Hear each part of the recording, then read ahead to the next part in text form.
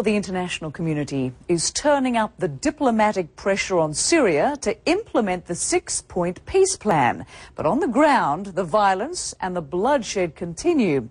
This amateur video posted on YouTube appears to show heavy gunfire and a building burning in Aleppo province. Opposition groups say at least 72 people were killed across the country, but the massacre in Hola last week continues to be the focus of outrage around the world. Now, nearly a dozen nations have expelled Syrian diplomats in a move that may not stop the killing, but sends a very clear message to Damascus.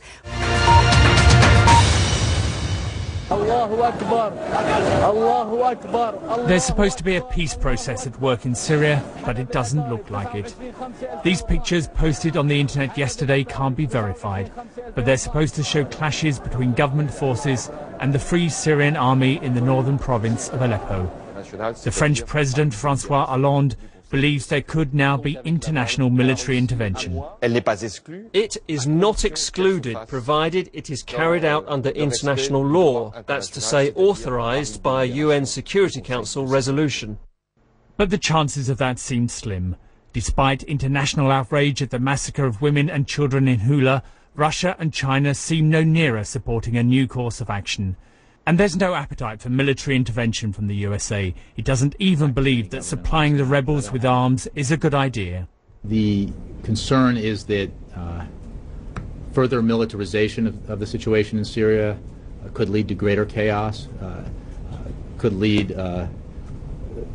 it harder to achieve the political transition that the Syrian people deserve. They're supposed to be just observers, but for some Syrians, the UN monitors are part of the problem. These pictures show members of the Syrian Free Army urging them to leave their town. They fear they'll be shelled in retribution once they leave. In the capitals of Europe yesterday, as well as in Australia, Canada and the USA, Syrian diplomats were called in and given their marching orders. It was a coordinated move, but a largely symbolic one. There's no sign of President Assad buckling to international pressure.